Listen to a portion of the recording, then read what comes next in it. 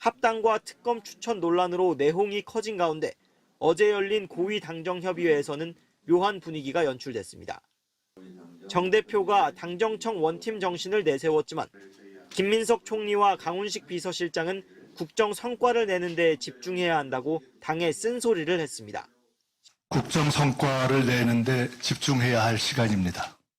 당과 정부 모두 긴장하고 대통령님의 국정 운영을 뒷받침해야 합니다. 이재명 대통령이 여당의 특검 추천에 강한 유감을 보였다는 보도 직후 나온 말이어서 더 주목을 받았습니다.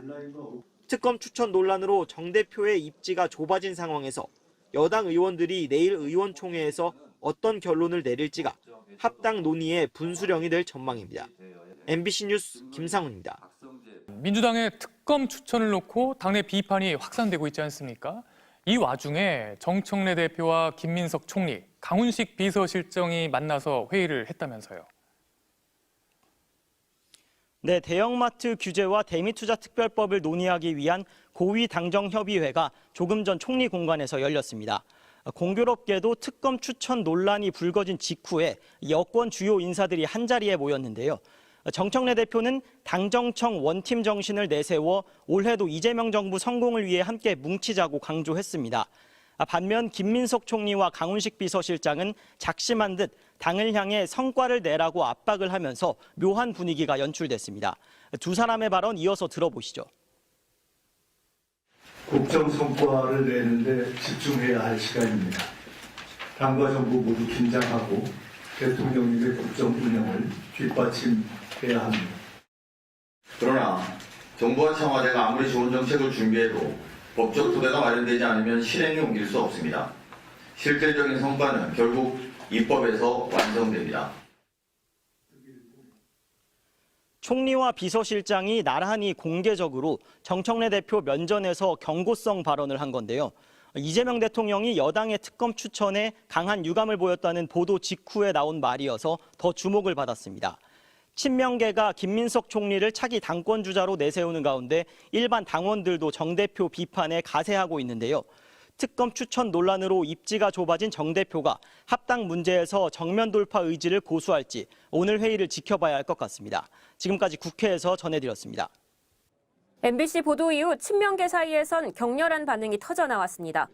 박홍근 의원은 이재명 죽이기에 동조했던 검찰 출신 법조인을 민주당이 특검 후보로 대통령 앞에 내밀었다며 당 지도부는 제정신이냐 물었고 이건태 의원은 배신과 반역이라는 단어까지 거론했습니다. 이재명 대통령에 대한 배신이며 민주당 당론에 대한 명백한 반역입니다. 결정을 밀어붙인 자가 있다면 그는 당내 엑스맨이라 불려도 할 말이 없을 것입니다. 이재명 대통령을 곤란하게 했던 김성태 전 쌍방울 회장의 변호인을 모르고 특검으로 추천했어도 문제지만 알고도 추천했으면 더 문제라는 겁니다. 이어지는 반발에 박수현 수석 대변인이 정청래 대표의 사과를 대신 전했습니다. 정청래 대표는 논란이 발생한 데 대하여 당의 인사 검증 실패로 대통령님께 누를 끼쳐드린 데 대하여 죄송하다는 입장을 가지고 있습니다. 하지만 특검 후보를 추천한 장본인이 정 대표의 측근인 이성윤 최고위원인 것으로 드러난 데다 추천 과정의 문제까지 지적되며 논란은 더 커지고 있습니다.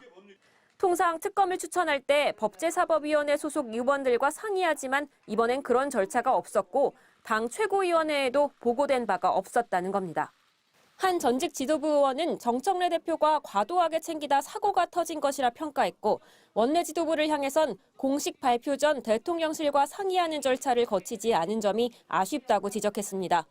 이성인 최고위원은 SNS를 통해 전적으로 저의 책임이라면서도 쌍방울 임직원의 개인적 횡령 배임 등을 변호했을 뿐 대북 송금 사건과는 무관하다는 전준철 변호사의 입장문을 대신 올렸습니다. 당내 비판이 커지자 일단 정청래 대표와 이성인 최고위원 모두 몸을 낮췄습니다. 하지만 합당 문제에 특검 후보 추천 논란까지 겹치면서 여당 내 갈등은 쉽게 사그라들지 않을 전망입니다. MBC 뉴스 장실기입니다.